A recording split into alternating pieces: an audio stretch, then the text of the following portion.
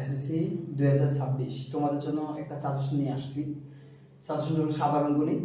তো সাধারণ গণিত তোমরা এতদিন যাই পড়েছ ওই পড়াগুলোর উপরেই সাজেশন। তো তোমরা এখন শেষ মুহূর্তে যে প্রস্তুতিটা নিবা যে এই অধ্যায়গুলোর উপরে তোমাদের কোনো ধারণা আছে কিনা, কারণ এই অধ্যায়গুলোর উপরে ধারণা থাকার কথা। যে আমার সাধারণ গণিতে 100 মার্কের পরীক্ষার মধ্যে সিকিউ হবে তোমার 70 মার্ক আর এমসিকিউ হবে 30 মার্ক। তো এমসিকিউ 30 মার্কে তোমরা এমসিকিউগুলো সবগুলো অধ্যায় দেখতে হবে তোমাকে। আর হচ্ছে সিকিউর জন্য তোমার যেই 70 মার্কের জন্য তোমার আসবে হচ্ছে 11টা প্রশ্ন। 11টা প্রশ্ন থেকে তুমি দিবা 60টা প্রশ্ন। তো 60টা প্রশ্ন যেন তোমার সম্পূর্ণরূপে 60টা প্রশ্ন পারো সেই প্রিপারেশনে তোমাকে নিয়ে যেতে হবে। তো এই 60টা প্রশ্ন তোমাকে ফুল দিয়ে আসতে হলে তোমাকে এই অধ্যায়গুলো পড়তে হবে। এই যে এখানে আমার দ্বিতীয় অধ্যায় হচ্ছে আমাদের দ্বিতীয় অধ্যায় একটা, তৃতীয় অধ্যায়, চতুর্থ অধ্যায় আর হচ্ছে আমাদের কি 13 অধ্যায়। আর এই যে পঞ্চম অধ্যায় এবং একাদশ অধ্যায় এগুলা থেকে প্রশ্ন অনেক সময় হয়, অনেক সময় হয় না। তারপর তুমি যদি পঞ্চম এবং 11 অধ্যায় বাদ দিয়ে যদি তুমি প্রিপারেশন নাও তাহলে তুমি কিন্তু এই দুইটা প্রশ্ন এখান থেকে পাবা। যে আরেকটা প্রশ্ন অতিরিক্ত সেটা তোমার জন্য, যদি তুমি 3টা প্রশ্ন কমন ফেলতে চাও তাহলে তোমাকে 5 আর 11 তোমাকে করতে হবে। আর তোমার দরকার হচ্ছে 2টা প্রশ্ন, তুমি এই অধ্যায়গুলো করলে তুমি 2টা প্রশ্ন মাসবি পেয়ে যাবা। তো এটা হলো ক বিভাগ গেল বীজগণিত। আর হচ্ছে খ বিভাগ হলো জ্যামিতি। যে জ্যামিতি থেকে তুমি 3টি থেকে 2টি উত্তর দিবা। তো জ্যামিতি 3টি থেকে 2টির জন্য গুরুত্বপূর্ণ অধ্যায় হচ্ছে তোমার 7 এবং 8। অধ্যায় 7 এবং 8। 7 অধ্যায় সম্পাদ্য আছে, উপপাদ্য আছে। অধ্যায় 8 সম্পাদ্য এবং উপপাদ্য আছে। আর অধ্যায় 6 আছে এবং 15 আছে। ওগুলা থেকে তোমার খুব কম আসে, এগুলাতে খুব কম আসে, এমসিকিউর জন্য তুমি পড়তে পারো। আর হচ্ছে এই 2টা অধ্যায় যদি তুমি পড়ে যাও এখান থেকে তুমি 2টা অবশ্যই দিতে পারবা। 7 8 সম্পাদ্য উপপাদ্য 2টা ফুল সৃজনশীল কমন দিয়ে আসতে পারবে। আমি বিগত 12-13 বছর অভিজ্ঞতা থেকে বলছি। তারপর হলো গ বিভাগ হচ্ছে ত্রিকোণমিতি এবং পরিমিতি। তোমার এখানেও 3টি থেকে 2টি দিতে হবে। তো 3টি প্রশ্ন কোথায় থেকে আসে? গুরুত্বপূর্ণ অধ্যায় 9 10 11। নবম অধ্যায় থেকে তোমাকে অবশ্যই একটা আসবে এবং দশম অধ্যায় থেকে একটা আসবে। আর অধ্যায় 16 এ 16 1 16 2 16 3 16 4 মিলিয়ে একটা প্রশ্ন আসবে। তো বিশেষ করে তুমি যদি 9 অধ্যায়টা করো একটা প্রশ্ন সম্পূর্ণ পেয়ে যাবে, 9 1 9 2।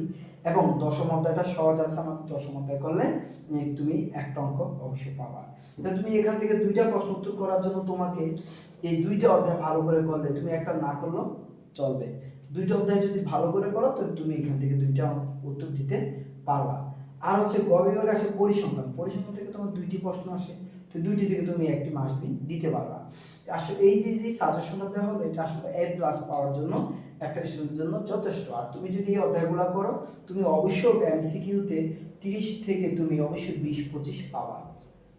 আর যদি অধ্যায়গুলো ভালো করে করে থাকো। আর যারা মনে করো যে আমাকে গণিতে পাস নিয়ে চিন্তা করো, গত ভিডিওতে আমি বলেছিলাম যে আসলে 3,18,000 স্টুডেন্ট ফেল করেছে, এর মধ্যে 1,66,000 স্টুডেন্ট আমার গণিতেই ফেল করেছে।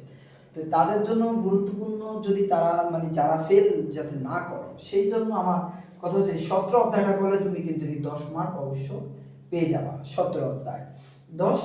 আর হচ্ছে তোমার এই যে 70-এ তুমি 70-এর কত পেতে হবে? ধরো সর্বোচ্চ তোমাকে 25 পেলে তুমি পাস। তো 25 যদি পেতে চাও তাহলে তুমি ধরো এই 17 অধ্যায় করলে 10 পেয়ে যাবা।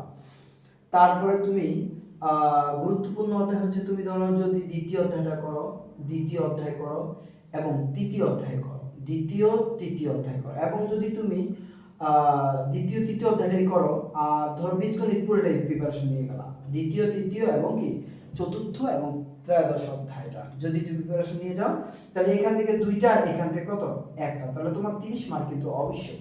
তোমার জ্যামিতি পড়তে হবে না, ত্রিকোণমিতি পড়তে হবে না।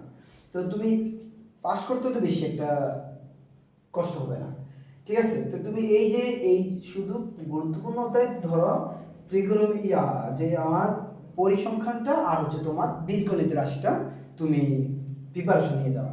যদি বলো না স্যার আমার বীজগণিতের রাশির সমস্যা আমি পারবো না, বা অনেকের এই যে বীজগণিতের রাশিতে প্রবলেম হয়তো অঙ্কগুলো সহজ কিন্তু অনেক ঘুরিয়ে দেয় এবং কখনোই একই অঙ্ক আসে না, এটা নতুন নতুন অঙ্ক দেয়। তো নিয়ম শিখতে হবে যে তুমি এটা বাদ দাও, তুমি এখান থেকে একটা প্রশ্ন উত্তর করতে হলে তোমাকে চতুর্থ অধ্যায় আর কত 13 অধ্যায় করতে হবে, মাস্ট বি চতুর্থ অধ্যায়, ঠিক আছে। আর যদি তুমি দশম অধ্যায়টা করে যাও, এই দশম অধ্যায় থেকে অবশ্যই একটা প্রশ্ন আসবে, অধ্যায়টা সহজ, এই দশম অধ্যায় থেকে অবশ্যই একটা প্রশ্ন আসবে। তো দশম অধ্যায় থেকে মাস্ট বি করে যাওয়া, ধরো দশম অধ্যায় 17 অধ্যায়, দশম অধ্যায় 17 অধ্যায়। আর যদি তুমি জ্যামিতি থেকে দিতে চাও 7 অধ্যায়, 7 এবং 8-এ যে সম্পাদ্যগুলো আছে অবশ্যই একটা পূর্ণ সম্পাদ্য পাবা। এই পূর্ণ সম্পাদ্য যে আছে তুমি একটা সম্পাদ্য দিয়ে আসবা। যদি একটা সম্পাদ্য দিয়ে থাকো, ধরো তুমি একটা সম্পাদ্য দিলা, যে একটা সম্পাদ্য দাও আর হচ্ছে একটা সম্পাদ্য আর একটা ত্রিকোণমিতি দশম অধ্যায়টা তুমি টাচ করো, আর হচ্ছে তুমি অধ্যায় 17টা টাচ করো। এই যে এখানে তুমি 30, আর তোমার কিছু করা লাগে না, তুমি চাইলে এটার থেকেও 30 তুমি নিতে পারো। যদি তুমি এই অধ্যায়গুলা পড়ে থাকো, শেষ মুহূর্তে যদি বলো যে পাস নিয়ে তোমার চিন্তা আছে, তাহলে তুমি এই 3টা অধ্যায় পড়ে গেলেও তুমি পাস করবা। মাস্ট বি 3টা অধ্যায় থেকে প্রশ্ন হবে। সেই 3টা অধ্যায় হচ্ছে আমার এই যে সপ্তম অধ্যায় জ্যামিতি, দশম অধ্যায় আর হচ্ছে আমার 17 অধ্যায়, ঠিক আছে। তো এইগুলোর উপরে প্রিপারেশন নিতে পারো। তারপর যদি তুমি বীজগণিত প্রিপারেশন নাও, এই যে তৃতীয় অথবা চতুর্থ অথবা আমার 13দশ অধ্যায়। আর নাহলে তুমি যদি এগুলা নাও করো, তুমি এই যে 2 আর 3 করলে তুমি মাস্ট বি প্রশ্ন পাবা। আসলে গণিতে ফেল করা এতটা মানে যে তুমি গণিতে ফেল করবা কেন, ঠিক আছে। এই অধ্যায়গুলো একটু ভালো করে পড়ো, আর এ প্লাস পেতে হলে তোমাকে সবগুলো অধ্যায় দেখতে হবে এবং এই অধ্যায়ের খুঁটিনাটিগুলো পড়লে তুমি মাস্ট বি এ প্লাস। হ্যাঁ স্যার আমি তো এ প্লাস বা তুমি 80 90 অবশ্যই পাবা, ঠিক আছে। হয়তো আর তোমাকে যদি সম্পূর্ণ 100 পেতে চাও, তাহলে তুমি সম্পূর্ণ বইটা ভালো করে পড়তে হবে, ঠিক আছে। তো আশা করি এই এই অধ্যায়গুলো এখন শেষ মুহূর্তে যদি রিভিশন করো, তুমি এই অধ্যায়গুলো রিভিশন নাও, ঠিক আছে। এইগুলো আমার যে 2026 বেসের জন্য গুরুত্বপূর্ণ সাজেশন। আর 26 বেসের ফুল সিলেবাসের পরীক্ষা হচ্ছে সরি 25 বেসের জন্য গুরুত্বপূর্ণ সাজেশন। আর 25 বেস সম্পূর্ণ সিলেবাসে পরীক্ষা দিচ্ছে।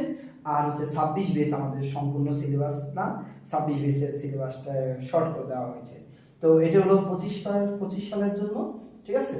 তো যারা সামনে পরীক্ষা দিবা, তো আসলে মূল কথা হচ্ছে এখন তোমাদের সুস্থ থাকার সময়। আর যাই পড়েছো এই অধ্যায়গুলোই মনে হয় যে তোমরা পড়েছো, এই অধ্যায়গুলোই বারবার করতে থাকো, করলে দেখবা যে পরীক্ষার হলে তোমার কাছে অনেকটা সহজ মনে হবে। আর যে পারি বলে রেখে দিলে হবে না, অন্তত হলে একবার দেখো, প্রতিদিন এক একটা অধ্যায় করে দেখো যে অধ্যায়গুলো কোন অঙ্কগুলো তোমার কাছে কঠিন মনে হয়, এই অঙ্কগুলো প্র্যাকটিস করো। এভাবে প্র্যাকটিস চালিয়ে যেতে থাকো। পরীক্ষার 2 দিন আগে তো আর তুমি ম্যাথ করতে পারো না, ম্যাথ পরীক্ষার আগে আবার ম্যাথ করবা। পরীক্ষার 2 দিন আগে থেকে তুমি অন্য সাবজেক্টগুলো পড়া শুরু করো। বাংলার পরে বাংলা দ্বিতীয় পত্র আবার শেষে দিয়েছে, তারপর যে সাবজেক্টগুলো আছে, তো এই সাবজেক্টগুলো তুমি প্রিপারেশন নিতে থাকো, অবশ্যই তোমার এই ক্লাস নিশ্চিত পাবা। আর হচ্ছে পাস করার জন্য আমি যে অধ্যায়গুলো দিয়েছিলাম, যে 17 দশম অধ্যায় আর হলো তোমার সপ্তম অধ্যায় জ্যামিতি যদি তুমি না করতে চাও, তুমি বীজগণিত থেকে যে 2টা চ্যাপ্টার বেছে নিলে তুমি মাস্ট বি পাস করবা, ঠিক আছে। এইগুলো আমার সাজেশন 2025-20 জন্য, ঠিক আছে। সবার জন্য শুভকামনা। এইগুলো আর কোনো প্রবলেম থাকলে, কোনো কিছু থাকলে আমাকে অবশ্যই নোট দিতে পারো, মেসেঞ্জার, হোয়াটসঅ্যাপ অথবা ইউটিউব, যে কোনো ইয়াতে আমাকে নোট দাও, আমি অবশ্যই চেষ্টা করবো তোমাদের ভালো কিছু দেওয়ার জন্য। ওকে, সবাই ভালো থাকবো, ধন্যবাদ।